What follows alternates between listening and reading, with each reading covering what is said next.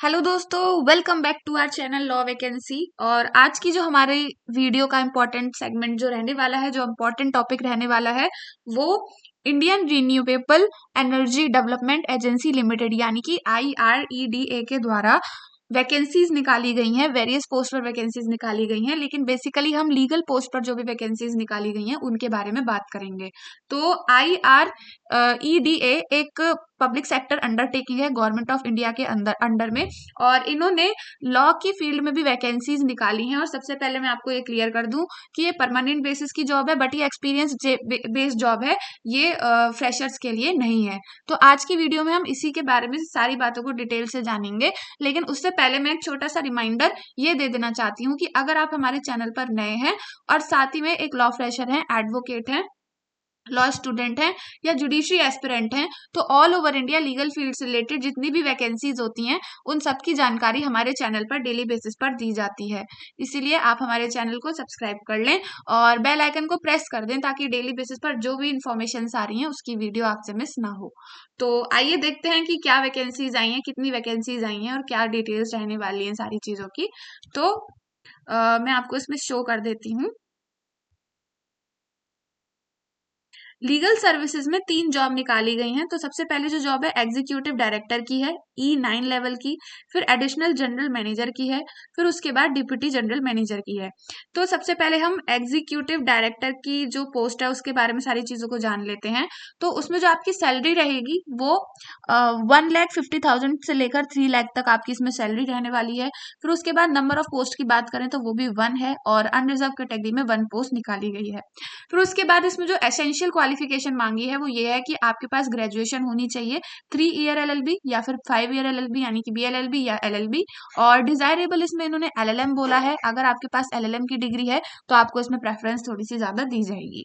अब उसके बाद एक्सपीरियंस की बात करें तो उसमें 23 ईयर एक्सपीरियंस मांगा है in executive level and present working experience of 1 year in scale of pay. मतलब आपकी जो अभी करंटली जो पे स्केल होनी चाहिए वो लेवल E9 मतलब E8 लेवल की होनी चाहिए। लाइकवाइज 1,20,000 से लेकर 2,80,000, मतलब आप किसी ऐसी रेप्यूटेटेड जॉब पे हो अंडर किसी फाइनेंशियल इंस्टीट्यूशन में या फिर NBFC के किसी सेक्टर में, पब्लिक सेक्टर ऑर्गेनाइजेशन में, जॉइंट वेंचर्स, सेंट्रल गवर्नमेंट में, स्टेट गवर्नमेंट में, तो आपकी ये सैलरी इतनी होनी चाहिए और आपका CTC 61.87 लाख से नीचे नहीं होना चाहिए।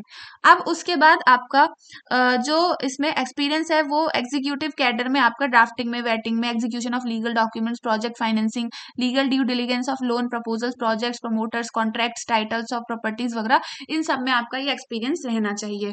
तो इसमें काफी अच्छा खासा एक्सपीरियंस मांगा है, 23 ईयर्स का एक्सपीरियंस इसमें इन्होंने मांगा है। अब हम डिस्कस करेंगे एडिशनल जनरल मैनेजर लॉ के बारे में।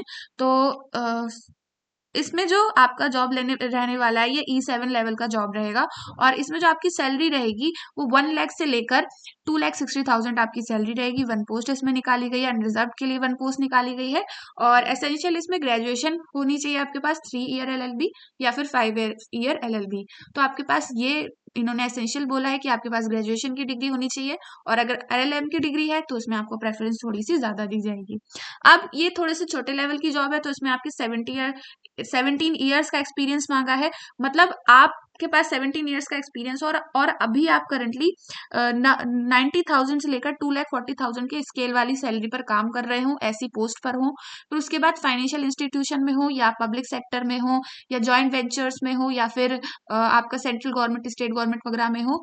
और इसमें जो आपका CTC है वो अभी करंटली 46.40 लाख से कम नहीं होना चाहिए।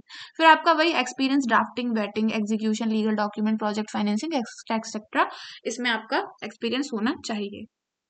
अब डिप्टी जनरल मैनेजर के बारे में डिस्कस कर लें। E6 लेवल की इसमें ये जॉब है और आपकी सैलरी जो इसमें रहेगी वो 90,000 से लेकर 2,40,000 तक रहेगी।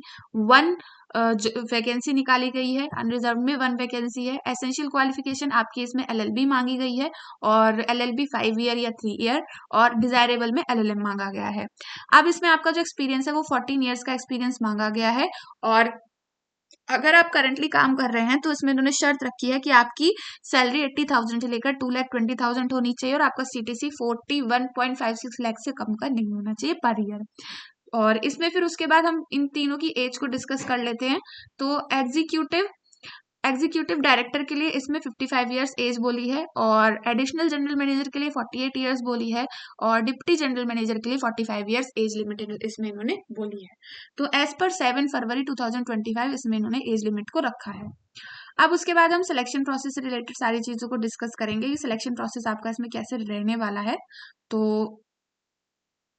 ये कुछ जनरल टर्म्स एंड कंडीशंस हैं, जब आप पीडीएफ को ध्यान से देखेंगे तब आप देख लीजिएगा। और एज रिलैक्सेशन एज पर गवर्नमेंट ऑफ इंडिया के अंडर जो भी रूल्स हैं उसके अकॉर्डिंग एज रिलैक्सेशन रहेगा। ये उसकी कुछ गाइडलाइंस है, आप जिस भी कैटेगरी से बिलोंग करते हैं तब आप जाके उस चीज को गो थ्रू कर लीजिएगा।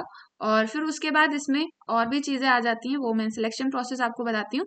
तो जो सिलेक्शन क्राइटेरिया है वो आपका एलिजिबिलिटी जो भी है, फिर पर्पज ऑफ इंटरव्यू, मतलब आपको इंटरव्यू के लिए इसमें बुलाया जाएगा, और आपको इंटरव्यू का कैसे पता चलेगा, आपकी कंसर्न ईमेल आईडी जो होगी उस पर आपको बताया जाएगा। तो इसमें आपका कोई भी क्या कहते हैं, एक तरीके का टेस्ट नहीं है, आपका इंटरव्यू इसमें कंडक्ट कराया जाएगा। Selection shall be based on performance in interview. Selected candidates will be informed individually at the address for correspondence और email given in the application. तो verification of document shall be done before interview. तो आपका जो verification है documents का वो interview से आपका इसमें पहले किया जाएगा।